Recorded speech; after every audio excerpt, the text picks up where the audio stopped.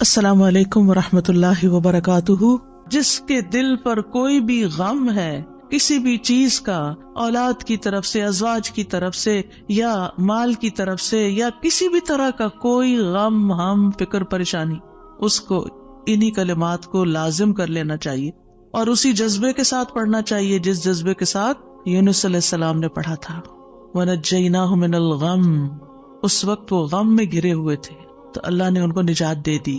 وَكَذَلِكَ نُنْجِي الْمُؤْمِنِينَ، یہ صرف ان کے لیے نہیں تھا، ہم اسی طرح سارے مومنوں کو نجات دیتے ہیں۔ جو بھی یہ دعا پڑھے گا اس کو غم سے نجات مل جائے گی۔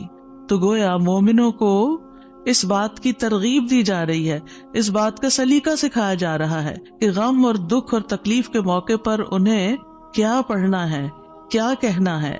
اور جب انسان یہ دیکھتا ہے کہ سابقہ مومنین کو اس دعا کی وجہ سے تکلیف سے نجات ہوئی تو اس کا ایک یقین بڑھ جاتا ہے کہ اللہ تعالیٰ میری تکلیف بھی دور کر دے گا۔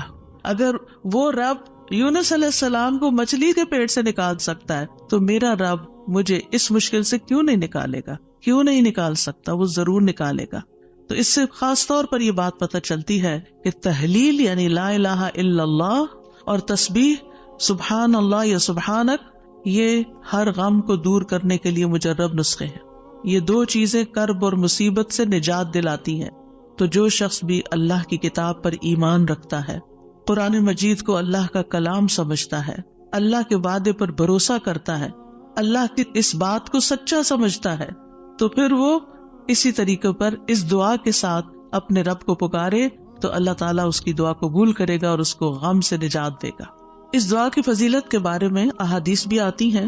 نبی صلی اللہ علیہ وسلم نے فرمایا، ذُنُّون کی دعا جب وہ مچھلی کے پیٹ میں تھے، یعنی لا الہ الا انت سبحانک انی کنت من الظالمین، جب بھی کوئی مسلمان کسی معاملے میں ان الفاظ کے ساتھ اپنے رب سے دعا کرے، وہ دعا اس کے لیے ضرور قبول ہوگی۔ اللہ سبحانہ وتعالیٰ کے بعد نبی صلی اللہ علیہ وسلم نے بھی اس بات کو کنفرم کیا ہے کہ یہ دعا مسائل کا حل ہے۔ بہت لمبے چوڑے وظیفے پڑھنے کی بھی ضرورت نہیں، لیکن پڑھے تو کوالٹی کے ساتھ، درد کے ساتھ، تڑپ کے ساتھ، تکرار کے ساتھ، اصرار کے ساتھ، افتقار کے ساتھ، اپنی محتاجی ظاہر کرتے ہوئے، اپنی غلطی کا اعتراف کرتے ہوئے۔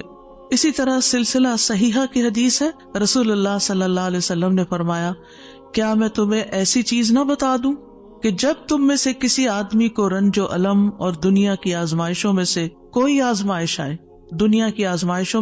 آزمائش آئے تو وہ اس دعا کو پڑھے تو اس کی تکلیف دور ہو جائے گی۔ تو آپ سے کہا گیا کیوں نہیں؟ آپ نے فرمایا وہ مچھلی والے کی دعا ہے، لا الہ الا انت سبحانک انی کنت من الظالمین، کہ جس کو بھی آزمائش آئے وہ یہ دعا پڑھ لے تو اس کی دعا قبول ہو جائے گی، آزمائش ختم ہو جائے گی۔ ایک روایت میں آتا ہے، سعد کہتے ہیں، ایک مرتبہ مسجد نبوی میں میرا گزر عثمان بن عفان رضی اللہ عنہ کے پاس سے ہوا۔ میں نے انہیں سلام کیا، انہوں نے نگاہیں بھر کے مجھے دیکھا لیکن جواب نہیں دیا۔ میں عمر بن خطاب رضی اللہ عنہ کے پاس آیا، ان سے 2 دفعہ سوال کیا کہ کیا اسلام میں کوئی نئی چیز پیدا ہو گئی ہے؟ انہوں نے کہا نہیں، کیوں، کیا ہوا؟ میں نے کہا میں ابھی مسجد میں عثمان رضی اللہ عنہ کے پاس سے گزرا تھا، میں نے انہیں سلام کیا، انہوں نے نگاہیں بھر کے مجھے دیکھا لیکن جواب نہیں دیا۔ عمر رضی اللہ عنہ نے پیغام بھیج کر حضرت عثمان کو بلا لیا اور فرمایا کہ اپنے بھائی کے سلام کا جواب دینے میں آپ کو کیا رکاوٹ پیش آئی، کس چیز نے آپ کو روکا؟ عثمان رضی اللہ عنہ نے کہا کہ میں نے تو ایسا نہیں کیا۔ سعد کہتے ہیں میں نے کہا بالکل ایسا ہی کیا ہے۔ کہتے ہیں حتیٰ کہ عثمان رضی اللہ عنہ نے قسم کھا لی تو میں نے بھی قسم کھا لی۔ پھر عثمان رضی اللہ عنہ کو کچھ یاد آ گیا تو انہوں نے کہا بلا واستغفر اللہ واتوب الیہ، ہاں ایسا ہوا ہے، میں اللہ سے معافی مانگتا ہوں اور توبہ کرتا ہوں۔ آپ ابھی میرے پاس سے گزرے تھے، دراصل میں اس وقت ایک بات سوچ رہا تھا جو میں نے رسول اللہ صلی اللہ علیہ وسلم سے سنی تھی، اور اللہ کی قسم جب بھی مجھے وہ بات یاد آ جاتی ہے میری آنکھیں پتھرا جاتی ہیں اور میرے دل پہ پردہ آ جاتا ہے، یعنی مجھے اپنی ہوش نہیں رہتی۔ کہتے ہیں سعد نے کہا میں آپ کو اس کے بارے میں بتاتا ہوں۔ رسول اللہ صلی اللہ علیہ وسلم نے ایک مرتبہ کسی گفتگو کی ابتدا میں ایک دعا کا ذکر کیا تھا۔ تھوڑی دیر کے بعد ایک دیہاتی آیا، اس نے آپ کو مشغول کر لیا، یہاں تک کہ جب رسول اللہ صلی اللہ علیہ وسلم کھڑے ہوئے تو میں بھی آپ کے پیچھے پیچھے چلا گیا۔ جب مجھے اندیشہ ہوا کہ جب تک میں آپ کے قریب پہنچوں گا آپ اپنے گھر پہنچ چکے ہوں گے تو میں نے اپنا پاؤں زمین پر مارا تو رسول اللہ صلی اللہ علیہ وسلم نے میری طرف توجہ کی. پوچھا یہ کون ہے؟ ابو اسحاق ہے. کہتے ہیں میں نے عرض کیا جی یا رسول اللہ صلی اللہ علیہ وسلم. آپ نے فرمایا کیا بات ہے؟ کہتے ہیں میں نے عرض کیا کہ آپ نے ہمارے سامنے ابتدا میں ایک دعا کا تذکرہ کیا تھا اور پھر ایک دیہاتی نے آپ کو مشغول کر لیا اور آپ نے وہ بتائی نہیں دعا. آپ نے فرمایا ہاں وہ یونس علیہ السلام کی دعا ہے جو انہوں نے مچھلی کے پیٹ میں مانگی تھی, یعنی لا الہ الا انت سبحانک انی کنت من الظالمین. کوئی بھی مسلمان جب بھی کسی معاملے میں ان الفاظ کے ساتھ دعا کرے گا تو دعا ضرور قبول ہوگی. اب آپ دیکھیے کہ یہ صحابہ ہیں, یعنی کہنے کو تو یہ حدیث کا آخری حصہ میں سنا کے آگے چلتی, لیکن مجھے یہ بات اس لحاظ سے اچھی لگتی ہے کہ اس میں ہمارے سیکھنے کی کچھ اور باتیں بھی ہیں. وہ یہ کہ اتنے جلیل القدر صحابی جو رسول اللہ صلی اللہ علیہ وسلم کے انتہائی قریب تھے, یعنی ان سے پائس امت میں کون ہو سکتا ہے؟ حضرت عمر ہو, حضرت عثمان ہو, حضرت علی ہو, حضرت ابوبکر رضی اللہ عنہ ہو, لیکن انسان تھے اور ان پر بھی ایسی غیر معمولی کیفیات آتی تھی کہ وہ اپنی سوچوں میں یا اپنے حالت میں ایسے مشغول ہوتے تھے کہ ان کو سامنے کی چیز نظر نہیں آتی تھی. بعض اوقات ایسا کوئی غم ہوتا ہے, کوئی بات ہوتی ہے, ہو سکتا ہے نبی صلی اللہ علیہ وسلم نے آپ کی آخری وقت کے بارے میں فتنوں کی کوئی پیشن گوئی کی ہو, کیونکہ یہاں بات کا نہیں پتہ چلتا کہ کون سی بات ان کو ہر چیز بلا دیتی تھی. دوسری بات یہ کہ بعض اوقات انسان کا حافظہ ایسے ساتھ چھوڑ جاتا ہے کہ وہ کہتا ہے کہ یہ کام ہوا ہی نہیں. نہ صرف یہ کہ وہ کہتا ہے نہیں, بلکہ اس کے بعد قسم بھی کھا لیتا ہے. اور دونوں صحابہ نے قسم کھا لی, بعد میں احساس ہوتا ہے اوہ ہاں اب یاد آیا. ہو سکتا ہے آپ کے ساتھ کبھی ایسا کوئی مرحلہ ہوا اور اس کے بعد کس قدر شرمندگی ہوئی. پچھلے دنوں میرے ساتھ یہی ایک معاملہ ہوا. کسی نے مجھے کچھ امانت دی کسی کو دینے کے لیے اور میں جلدی میں تھی, وہ جلدی سڑک کے ڈرار میں بھول گئی. اس کے بعد جس کی امانت تھی اس نے مجھ سے پوچھا تو میں نے کہا کہ بالکل نہیں, مجھے تو کچھ پتا نہیں, کچھ پتا نہیں. 2-3 دفعہ انہوں نے پوچھا, انہوں نے ہر دفعہ کہا مجھے کچھ پتا نہیں, ایسا کچھ بھی نہیں. لا حول ولا قوت الا باللہ. پھر جب اس شخص سے پوچھا گیا تو پھر دور جا کے مجھے یاد ہے, ہاں وہ میں نکل رہی تھی اور جلدی میں ایسے ہوا تھا. اور میں سوچوں کہ یا اللہ ایسی پھر تکلیف ہوتی ہے نا اندر, اتنی دفعہ میں نے غلط بیانی کی. حافظے کی کمزوری اب اس انسیڈنٹ کو بالکل بھول جانے کی وجہ سے. خاص طور پر اگر میں کلاس کے لیے نکل رہی ہوں اور مجھے کوئی کچھ بات کہے تو مجھے سمجھ نہیں آتی یہ کیا کہہ رہا ہے. یعنی آپ کی زندگی میں بھی کوئی ایسے اوقات ہوتے ہیں نا جب آپ کسی ضروری کام یا ضروری سوچ میں, تو بچے آ کے کچھ کہتے ہیں وہ فلاں آیا ہے, فلاں کا فون ہے, اور آپ ایسے سنی انسنی کر دیتے ہیں جیسے آپ کو علم ہی نہ ہو. ہم سب انسان ہیں, ہم کمزور ہیں, ہم سے ایسی غلطیاں ہوتی ہیں, ہمیں ایسی غلطیوں کا احساس ہوتے ہی معافی مانگ لینی چاہیے. اور یہ جو ہم استغفار کرتے تو وہ کہتے ہیں کون سا گناہ کیا, کوئی گناہ تو ہے نہیں, اس بات کا استغفار. بے شمار گناہ ہیں ہمارے, اور ہم نے اپنا اعمال نامہ کوئی نہیں دیکھا اب تک کہ جس سے ہمیں یہ پتا چلے کہ وہ مٹ چکے ہیں کہ نہیں مٹ چکے, اور ہمیں اسٹل ابھی اور بھی معافی مانگنے کی ضرورت ہے. تو جب تک ہماری جان میں جان ہے ہم سے کچھ نہ کچھ غلطیاں کمیاں کوتاہیاں ہوتی رہیں گی, جانے انجانے. خلق الانسان ضعیفا, ہم کمزور پیدا کیے گئے, چاہے ہم نیکی کے, علم کے, اخلاق کے کسی بھی مرتبے پر ہوں, ہم کمزور ہیں, ہم میں کوئی بڑائی نہیں ہے اور ہم سب غلطیاں کرتے ہیں. تو ہونا کیا چاہیے, جو ہی یاد آئے غلطی تو غلطی کا اعتراف کر لینا چاہیے, معافی مانگ لینی چاہیے, بندوں سے بھی مانگ لینی چاہیے, اللہ سے بھی معافی مانگ لینی چاہیے, اور پھر اللہ تعالیٰ کی طرف رجوع کرنا چاہیے. اللہ سبحانہ تعالیٰ معاف کر دینے والا ہے, اور وہی ایک اکیلا ہے جو مشکلات سے نکال سکتا ہے. یہ پکا یقین ہونا چاہیے, اور جتنا زیادہ یہ یقین ہوگا نا اتنا ہی زیادہ ہم اللہ کی طرف رجوع کریں گے, اتنا ہی زیادہ محبت کے ساتھ پھر اللہ ہی کو پکاریں گے کہ دروازہ یہی ہے جس کو کٹکھٹانا ہے, ہمیں ادھر سے ہی مسئلہ حل ہونا ہے اور کوئی رستہ نہیں ہے. جتنی توحید خالص ہوگی اتنی دعا مؤثر ہوگی. اور یہ دعا جو ہے اس کو دعا الکرب بھی کہا جاتا ہے, تکلیف دور کرنے والی دعا.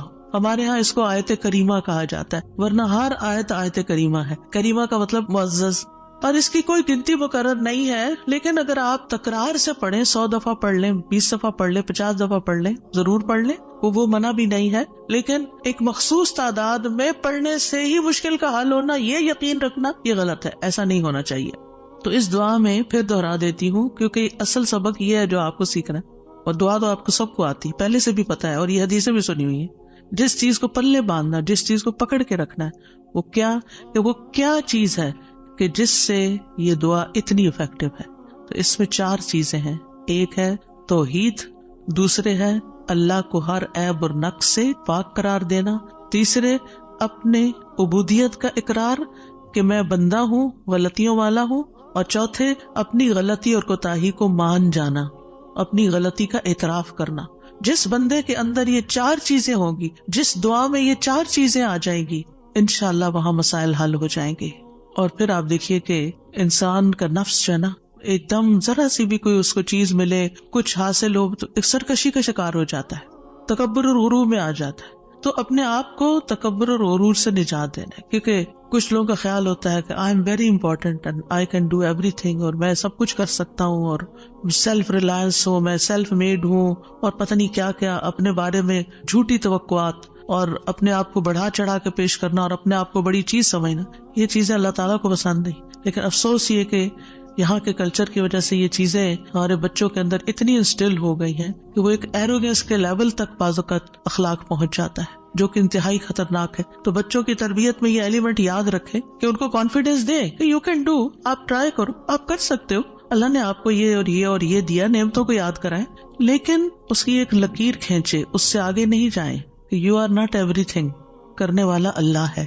انسان صرف اسباب اختیار کرتا ہے، لیکن ساری طاقت لا حول ولا قوت الا باللہ.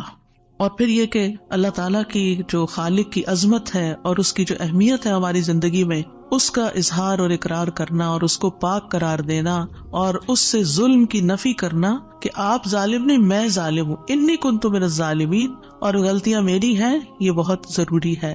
جہاں تک غم اور پریشانی کا تعلق ہے زندگی میں، تو یاد رکھیے کہ غمگین رہنا ایمان کی علامت نہیں. ٹھیک ہے، یعنی ہر وقت غمگین نہیں رہنا چاہیے. غم ایمان کے مراتب میں سے نہیں. ابن قیم رحمہ اللہ کہتے ہیں، جان لیں غم راستے کی رکاوٹوں میں سے ہے. یعنی اللہ کی طرف جانے والا جو راستہ ہے، سالک کہتے ہیں نا جانے والے کو، آپ نے سنا ہوگا لفظ سالک. تو اللہ کی طرف جانے والا جو راستہ ہے، غم اس راستے کی رکاوٹ ہے. غم آپ کی ہمت، طاقت، صلاحیت کو کم کرتا ہے، آپ کی عبادت میں رکاوٹ ڈالتا ہے. آپ نماز شروع کر لیتے ہیں، آپ کو پتہ ہی نہیں ہوتا کہ کیا پڑھ رہے ہیں. آپ دعا مانگنے لگتے ہیں، آپ کا دل اڑا ہوا ہوتا ہے، آپ کو سمجھ نہیں آتی آپ کیا بول رہے ہیں. تو غم سے ہمیشہ پناہ مانگے کہ ہم پر غم نہ آئے. وہ کہتے ہیں یہ ایمان کے مراتب اور مقامات میں سے نہیں، اور نہ ہی اللہ کے راستے پر چلنے والوں کی منازل میں سے ہے. یہی وجہ ہے کہ اللہ نے کسی ایک جگہ پر بھی غم کرنے کا حکم نہیں دیا. صبر کا حکم دیا، شکر کا حکم دیا، توکل کا دیا، لیکن غم کرنے کا حکم نہیں دیا کہ غم کرو، غمگین رہو. اور نہ ہی غم کی کہیں تعریف فرمائی ہے، بلکہ غم سے منع کیا ہے. غم مصیبتوں میں سے ایک مصیبت ہے، اور ہمیں دعا کرتے رہنا چاہیے کہ اللہ تعالیٰ اس مصیبت کو ہم سے دور ہی رکھے. یہی وجہ ہے کہ جنتی لوگ جنت میں پہنچ کر کیا کہیں گے؟ الحمدللہ الذی اذہب عنا الحزن. سب تعریفیں اللہ کے لیے ہیں جس نے ہم سے غم دور کر دیا. یعنی جنتی جنت میں جا کر جس چیز سے خوش ہوں گے وہ کیا کہ جنت میں غم نہیں ہے، کوئی پریشانی نہیں ہے. اللہ سبحانہ و تعالیٰ بندے کو غمگین ہونے سے منع فرماتا ہے. سورۃ آل عمران میں جنگ احد کے سلسلے میں اللہ تعالیٰ فرماتے اذ تسعدون ولا تلوون علی احد والرسول يدعوكم في اخراكم فاصابكم غما بغم لكي لا تحزنوا على ما فاتكم ولا ما اصابكم والله خبير بما تعملون. اور وہ وقت یاد کرو جب جنگ احد میں تم بھاگے چلے جا رہے تھے اور کسی کی طرف مڑ کر بھی نہ دیکھتے تھے، حالانکہ اللہ کا رسول تمہیں پیچھے سے بلا رہا تھا. پھر اللہ نے تمہیں رنج پر رنج دیے تاکہ تم ایسی بات پر غم نہ کرو جو تمہارے ہاتھ سے نکل جائے، اور نہ ایسی مصیبت پر غم کرو جو تم پہ نازل ہو. اور جو کام بھی تم کرتے ہو اللہ ان سے خوب واقف ہے. یعنی یہ ٹریننگ ہو رہی تھی. یعنی ایک کے بعد ایک صدمہ کیوں آیا؟ تاکہ غم زندگی سے نکل لی جائے. پھر فرمایا وَلَا تَهِنُوا وَلَا تَحْزَنُوا وَأَنْتُمُ الْأَعْلَوْنَ إِن كُنتُم مُؤْمِنِينَ. اتنی تکلیف اٹھا کے، سب سے بڑی تکلیف مسلمانوں کے لیے کیا تھی کہ نبی صلی اللہ علیہ وسلم کا دانت مبارک شہید ہو گیا تھا اور آپ کو چوٹ لگی تھی اور آپ گر پڑے تھے. تو یہ بہت بڑا صدمہ تھا. 70 لوگ شہید ہو چکے تھے، گھر گھر میں آفت آ گئی تھی. لیکن اتنے بڑے صدمے کے بعد بھی اللہ تعالیٰ کا حکم کیا ہے؟ وَلَا تَهِنُوا وَلَا تَحْزَنُوا. غمگین مت رہو، غم نہیں کرو. غم کا موقع ہے، غم کی بات ہے، لیکن فوراً نہیں، غم نہیں کرنا، کیونکہ غم انسان کو کھوکھلا کر جاتا ہے، غم انسان کو کمزور کر جاتا ہے. تمہیں تو آئندہ ابھی اور مقابلے کرنے ہیں، اور اگر تم غم منانے بیٹھ گئے تو ہمت، جرت سب کچھ چلا جائے گا. بزدل ہو جاؤ گے. غم ایک مصیبت نہیں، غم مصیبتوں کی لائن لے کے آتا ہے، ایک کے بعد ایک مصیبت اس کے ساتھ چلی آتی ہے، اس لیے غمگین نہیں ہونا.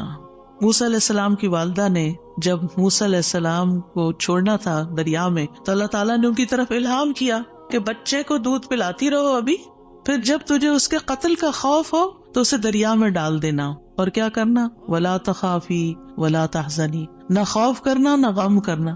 اللہ اکبر. کوئی بھی ماں جس کا بچہ چھوٹا ہو وہ تو کسی دوسرے کے ہاتھ میں بھی بچے کو دیتے ہوئے خوف اور غم کا شکار ہوتی ہے. خوف کیا ہوتا ہے؟ پتہ نہیں گرا ہی نہ دے بچے کو، اور غم کیا ہوتا ہے کہ جدائی ہو گئی ہے بچے سے، پتہ نہیں یہ کیا سکھا دیں اس کو، پتہ نہیں یہ کیسے پیش آئے اس سے. تو ماں اگر اپنا بچہ کسی اور کو دیتی ہے تو غمگین ہوتی، کہاں یہ کہ باسکٹ میں ڈال کے دریا میں ڈال دو، اور ساتھ اللہ کا حکم خوف اور غم کرنا ہی نہیں. اب بتائیں کیا کرے، کیسے دل کو تھامے. یہی اصول سیکھ لیں زندگی کے لیے. جہاں کہیں غم پاس آئے، کہیں رونا آئے، کہیں دکھی ہو، اللہ تعالیٰ کا یہ فرمان یاد کر لیں. اور ہے بھی عورت کے لیے، وَلَا تَخَافِي وَلَا تَحْزَنِي، اپنے آپ کو خود یاد کرائیں. وَلَا تَخَافِي وَلَا تَحْزَنِي کہتی رہیں، وَلَا تَخَافِي وَلَا تَحْزَنِي، نہ خوف کرو نہ غم کرو، اللہ ہے نا، اللہ مشکل آسان کر دے گا. جس چیز پر بھی تکلیف غم ہوتا ہے اللہ تعالیٰ دن بدلیں گے، یہ سارے حالات بدل جائیں گے. آپ اگر اپنے ماضی کو دیکھیں، کتنے ہی واقعات ایسے ہوئے جن پہ آپ بے حد غمگین ہوئے، پھر ابھی کیوں نہیں ہو رہے؟ تو گزر گیا نا. تو اگر اس وقت بھی تھوڑا کنٹرول کر لیتے تو اچھا ہی تھا.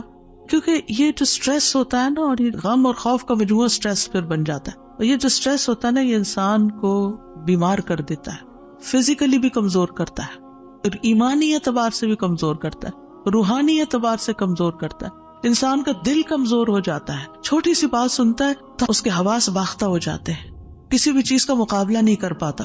تو اللہ سبحانہ و تعالیٰ نے ان کو کہا غم نہ کرو، بے شک ہم اسے تیرے پاس واپس لانے والے ہیں، واپس ہمارے ہی پاس آئے گا. اور آپ اپنا بچہ کسی کو بھی دیتے ہیں تو واپس آپ ہی کے پاس آتا ہے، اور اسے رسولوں میں سے بنانے والے، اللہ یہ کہ اللہ اپنے پاس بلا لے، پھر تو ہم سے زیادہ اللہ کا ہے نا. انا للہ و انا الیہ راجعون.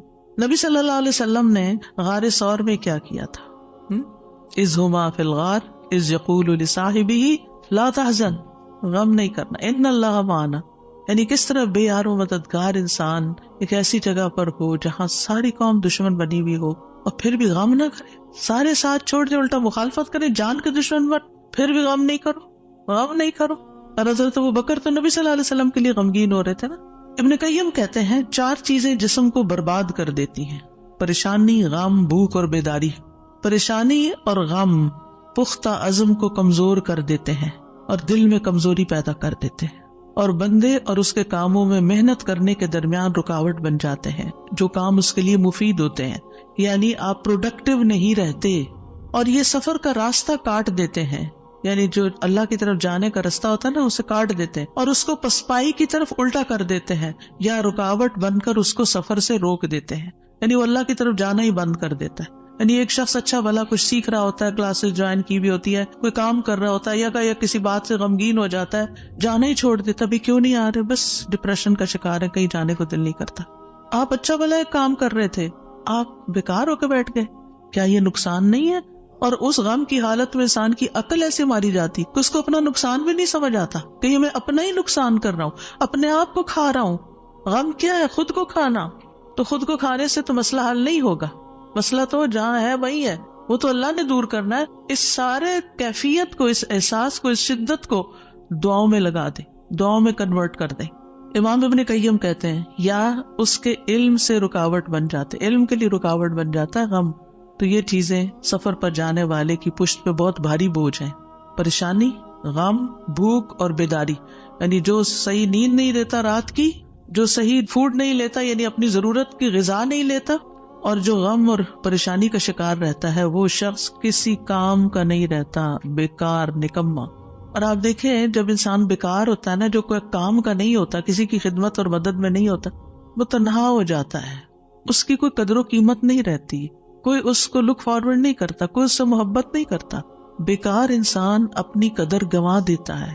وہ کہتے ہیں پنجابی کا محاورہ ہے، چم نہیں کم پیارا. چم کا مطلب ہوتا ہے چمڑا، اسکن. یعنی اگر آپ کی اسکن بڑی گلو کر رہی ہے تو وہ کسی کو اچھی نہیں لگے گی، آپ جتنا چاہیں میک اپ لگا کے خوبصورت بن کے آ جائیں، لیکن اگر آپ کام کے بندے ہیں نا، کسی کے آپ کام کرتے ہیں، آپ پروڈکٹیو ہیں، آپ کسی کے مددگار ہیں، تو ہر کوئی آپ سے پیار کرے گا. یہ ایک اصول، ایک فطرت کی بات ہے. چاہے اپنے بچے ہی کیوں نہ ہو، اگر وہ بیکار رہنے کے عادی ہو گئے ہیں تو آپ دن رات ان پہ غصہ کرتے ہیں کہ تم سست ہو، تم بیکار ہو، تم کسی کام کے نہیں ہو. اور اس کو بیکار کس چیز نے کیا؟ فکر، پریشانی، غم، دکھ، تکلیف، ان چیزوں نے. تو ان کا علاج کرنا ہوگا. ابراہیم بن ادہم کہتے ہیں غم دو طرح کے ہوتے ہیں، ایک غم تمہارے حق میں ہے اور ایک غم تمہارے خلاف ہے. بس وہ غم جو تمہارے حق میں ہے وہ آخرت کے بارے میں غم کرنا ہے. سارے غموں کو ایک میں ڈھال لے، اور وہ ہے آخرت کا غم کہ وہاں میرا کیا ہوگا، کیا میں جنت میں جا سکوں گی یا نہیں. وہ کہتے ہیں کہ ایک غم تمہارے حق میں ہے، وہ آخرت کے بارے میں غم کرنا اور اس کی خیر و برکات کے بارے میں غم کرنا ہے. اور وہ غم جو تمہارے خلاف ہے وہ دنیا اور اس کی زینت کے بارے میں غم کرنا ہے، دنیا کے فائدوں کے بارے میں غم کرنا کہ کوئی چیز چلی گئی. اور دنیا کی زینت کیا ہے؟ مثلاً اپنی جوانی، اپنا حسن، یہ ساری چیزیں کیا ہے وقت کے ساتھ ساتھ ڈھل جاتی ہیں. پھر کچھ لوگ اس پر غم لگا بیٹھتے ہیں کہ ہم پہلے سے خوبصورت نہیں رہے، پہلے سے اسمارٹ نہیں رہے، پہلے سے ایکٹیو نہیں رہے. اور کچھ لوگ تو ہر وقت رونا ہی روتے رہتے ہیں، اب میرا حافظہ کمزور ہو گیا ہے، اب میں سوچ نہیں سکتی. ایک خاتون کو میں جانتی ہوں، پچھلے 20 سال سے یہی بات ہر وقت کرتی ہے جب ملتی ہے. اتنی بیزاری ہوتی ہے ایسی باتیں سن کے، کیونکہ جب آپ ایسی باتیں کرتے رہتے ہیں نا تو اس سے آپ دوسروں کو بیزار کرتے ہیں اور اپنی قدر کھوتے ہیں کہ اچھا اب یہ بندہ بیکار ہو گیا ہے، اب یہ کام کا نہیں رہا، چھوڑو اس کو. ہم کیا چاہتے ہیں؟ ہمدردی لینا دوسرے سے. یہ کہہ کے کہ میں کمزور ہوں، بیمار ہوں، ہم سمجھتے دوسرے ہمدردی کریں. ایک دن کریں گے، 2 دن کریں گے، پھر کیا ہوگا؟ ہر وقت تھوڑی کریں گے. ہر وقت ہائے ہائے کرتے رہنے سے آپ دوسروں کو بیزار کرتے ہیں. المؤمن القوی خیر و احب الی اللہ من المؤمن الضعیف. قوی مومن، طاقتور مومن بہتر ہے، اچھا ہے، خیر ہے، اور اللہ کو زیادہ پیارا ہے کمزور مومن سے. اب آپ اللہ کے پیارے بننا چاہتے ہیں یا نہیں؟ بننا چاہتے ہیں تو بہادر ہو جائیں، ہوشیار ہو جائیں، غموں کا رونا اتار پھینکیں.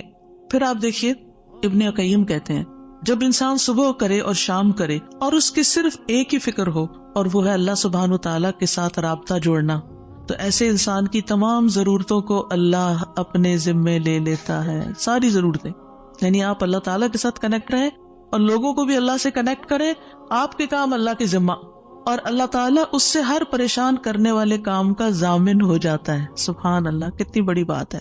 اور اس کے دل کو اپنی محبت کے لیے، اس کے زبان کو اپنے ذکر کے لیے اور اس کے اعضاء کو اپنی اطاعت کے لیے فارغ کر دیتا ہے. لیکن اگر وہ صبح و شام اس حال میں کرے کہ دنیا ہی اس کی پریشانی ہو، کہ دنیا ہی اس کی پریشانی ہے، دنیا کی کوئی چیز اس کی پریشانی بنی ہوئی ہے، کوئی انسان ہے، کوئی کام ہے، کوئی چیز ہے، تو اللہ اس پر دنیا کے غم، پریشانیاں اور تکلیفیں لاد دیتا ہے. ایک پریشانی ہے نا، ایک اور آ جائے گی، ایک اور آ جائے گی، اور آ جائے گی، کٹھی ہو جائیں گی. اس کو اس کے نفس کے حوالے کر دیتا ہے. تو اللہ اس کے دل کو اپنی محبت سے ہٹا کر مخلوق کی محبت میں مشغول کر دیتا ہے. یہ بھی ایک سزا ہوتی ہے کہ انسان انسانوں کی محبت کا قیدی ہو جاتا ہے. ان کی خوشی سے انسان خوش، ان کے غم سے انسان غمگین. اس کی اپنی کوئی زندگی نہیں، اس کے اپنے پاس خوش ہونے کے لیے کوئی چیز ہی نہیں، اور اس کی زبان کو اپنے ذکر سے ہٹا کر لوگوں کے ذکر کے ساتھ مشغول کر دیتا ہے. پھر وہ لوگوں کی باتیں کرتا رہتا ہے. وہی کتنی بیزاری ہوتی ہے نا جب لوگوں کی کوئی خراب باتیں آپ سے کریں، کسی کے عیب کھولیں آپ کے سامنے، کسی کی غیبت کریں، کسی کے الزام تراشی کریں، یا اپنی لڑائی جھگڑوں کو اس طرح ذکر کریں. یہ کوئی خوشگوار گفتگو تو نہیں ہوتی. تو یہ بھی سزا کی قسم ہوتی کہ ہر وقت انسان اس قسم کی باتیں کرتا رہے اور اس کے اعضاء کو اپنی اطاعت سے ہٹا کر لوگوں کے کاموں میں مشغول کر دیتا ہے.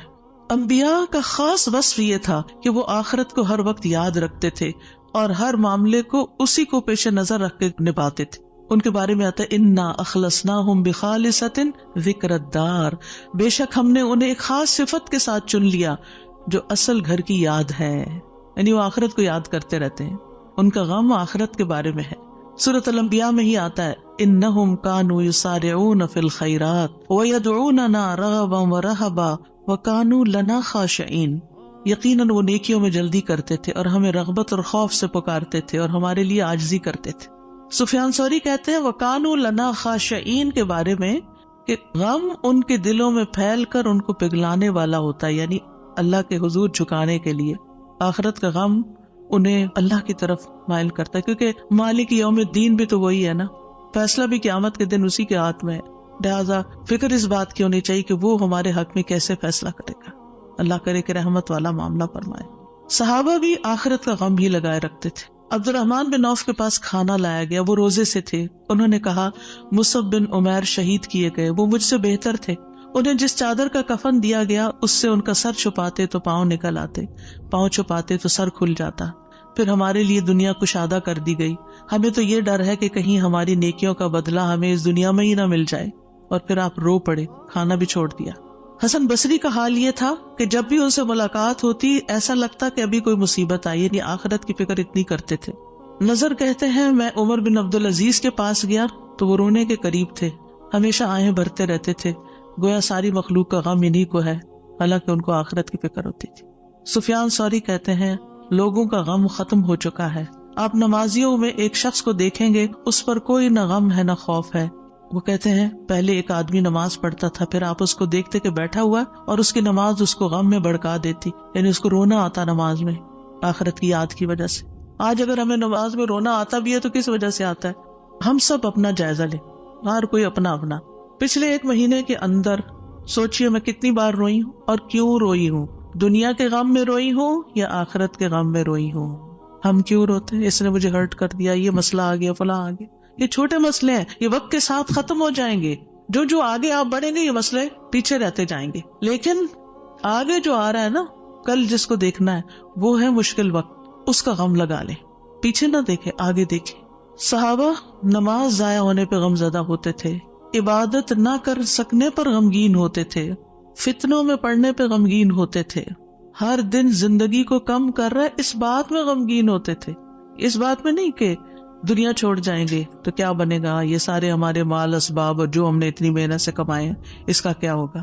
اس بات کا غم کہ حساب کا وقت قریب آ رہا ہے، ہر دن موت سے قریب کر رہا ہے، ہر دن قبر سے قریب کر رہا ہے، آگے میرا حساب ہونا ہے، میں کیا اس کے لیے تیار ہوں؟ کیا میں نے اپنے سارے کام نپٹا لیے؟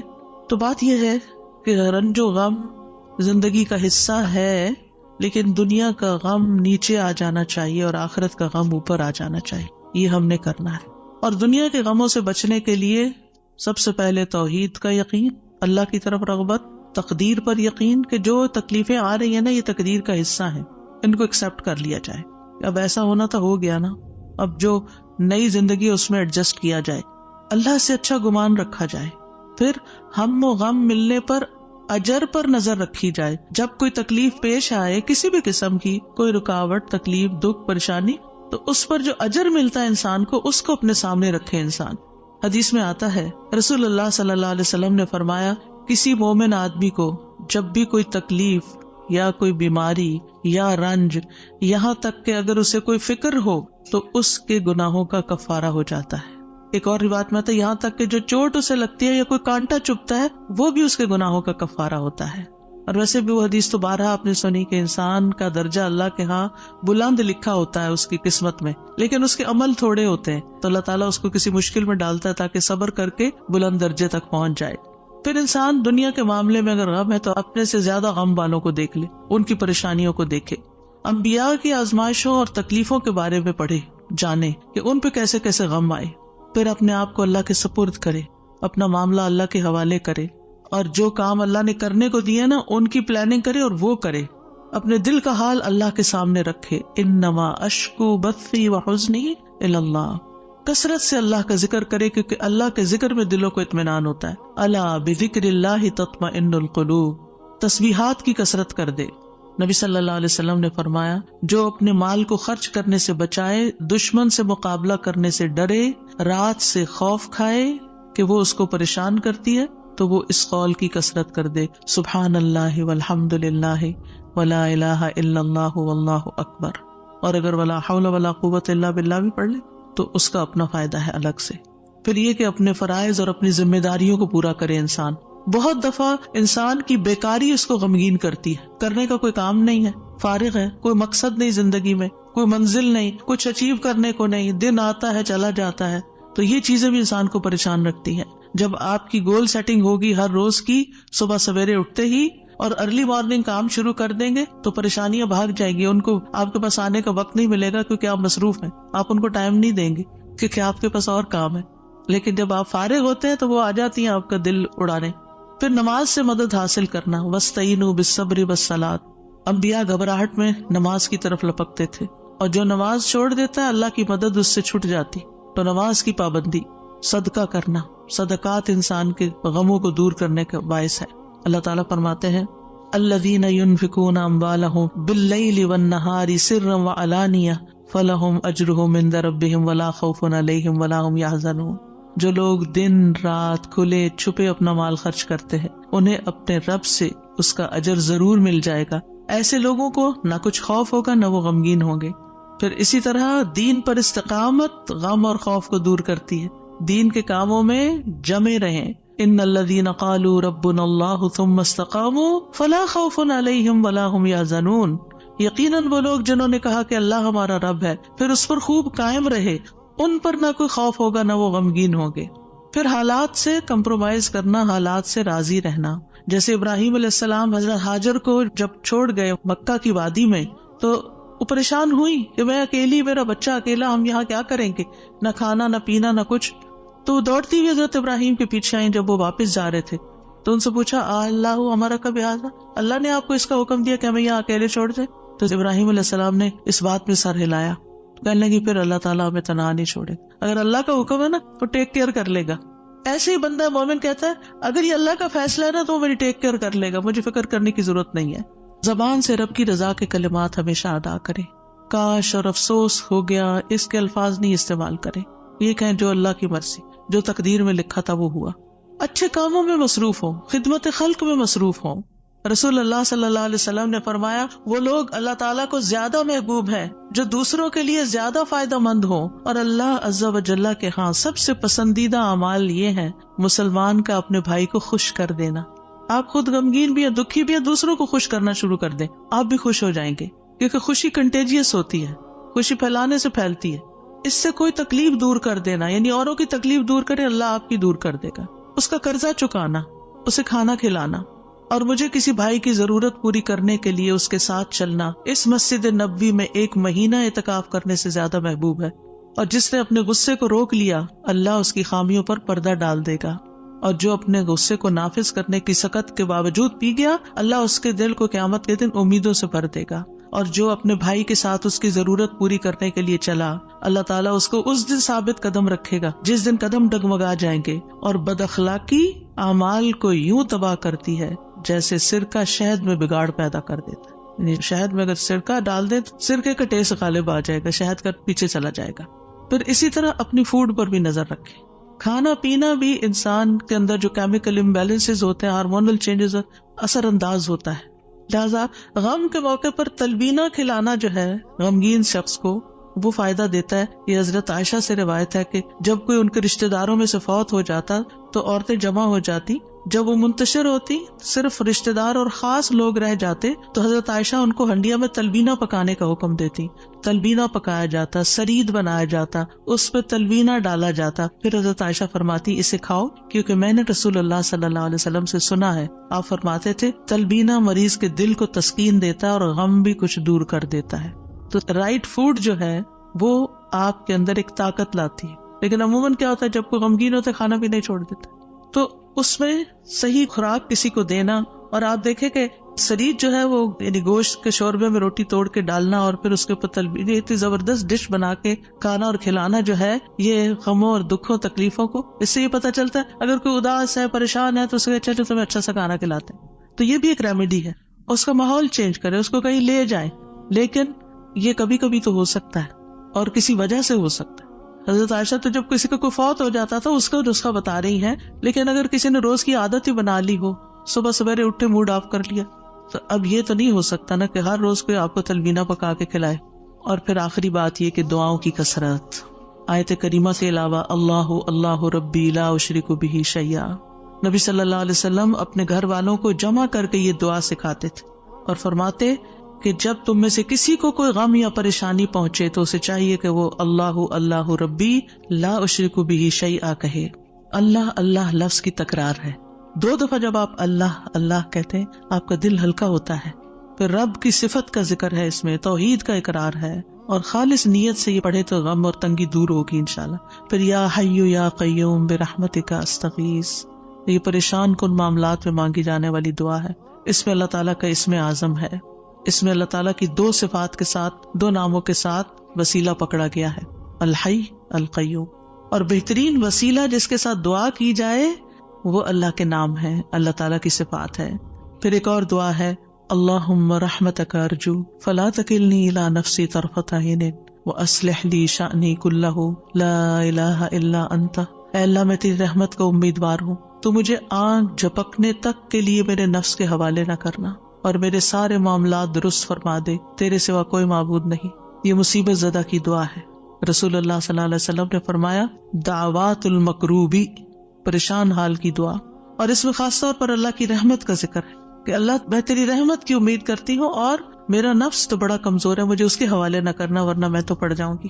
اور ایک لمحے کے لیے بھی نہیں. اب دیکھیے بعض اوقات آپ نے ایکسپیرینس کیا ہوگا، یہ میں اپنے پرسنل ایکسپیرینس سے بات کری ہوں، ایک لمحے کے لیے کوئی خیال آ جاتا ہے کسی بھی چیز کا، کوئی ایسی پریشان کن چیز، آپ کا سارا جو سکون ہے وہ برباد ہو کے رہ جاتا ہے. تو میں اس وقت سوچتی ہوں کہ یہ شیطان تھا جس نے وار کیا ہے تاکہ اس بندے کا جو اطمینان قلب اور سکون اور خشوع اور سب برباد ہو. یعنی وہ ایسے تیر چلاتا ہے جیسے. فوراً یہ دعا پڑھے. تو نبی صلی اللہ علیہ وسلم تکلیف آنے پر یہ دعا پڑھتے، لا الہ الا اللہ العظیم الحلیم، لا الہ الا اللہ رب العرش العظیم، لا الہ الا اللہ رب السماوات ورب الارض ورب العرش الکریم. اس میں اللہ سبحانہ وتعالیٰ کے نام کے علاوہ العظیم اور الحلیم اور رب العرش العظیم اور رب العرش الکریم کی اور رب السماوات والارض کی بات کی گئی ہے. یعنی اللہ تعالیٰ کی صفات کو بیان کیا گیا ہے اور پھر توحید کا اقرار ہے. توحید کا اقرار غموں کو دور کرنے کا باعث ہے کہ میرے لیے اللہ کافی ہے، حسبی اللہ و نعم الوکیل، اللہ کافی ہے میرے لیے. پھر اللہم انی اعوذ بک من الہم والحزن والعجز والکسل والبخل والجبن وضلع الدین وغلبۃ الرجال. اے اللہ میں تیری پناہ میں آتا ہوں دکھ، غم، عاجزی، سستی، بخل، بزدلی، قرضداری کے بوجھ اور لوگوں کے اپنے اوپر غلبے سے.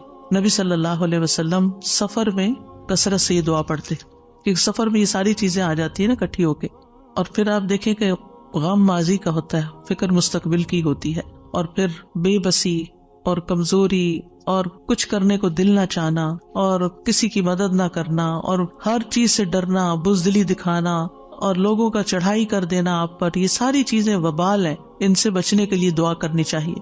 اور پھر اگر مستقل طور پر دل پریشان رہتا ہے تو اللہم انی عبدک وابن عبدک وابن امتک ناصیتی بیدک ماض فی حکمک عدل فی قضاؤک اسألک بکل اسم هو لک سمیت به نفسک او انزلته فی کتابک او علمته احدا من خلقک او استأثرت به فی علم الغیب عندک ان تجعل القرآن ربیع قلبی ونور بصری وجلاء حزنی وذہاب ہمی وغمی. اس کے لیے وعدہ ہے کہ جو یہ پڑھے گا اللہ سبحانہ وتعالیٰ اس کے غم کو خوشی میں بدل دے گا. دعائیں یاد نہیں رہتی تو دیکھ کے بھی پڑھ سکتے ہیں، اور اللہ سبحانہ وتعالیٰ ہم سب کے غم، دکھ، پریشانیوں کو دور فرمائے. اور درود شریف کی کثرت بھی غموں کو دور کرتی ہے.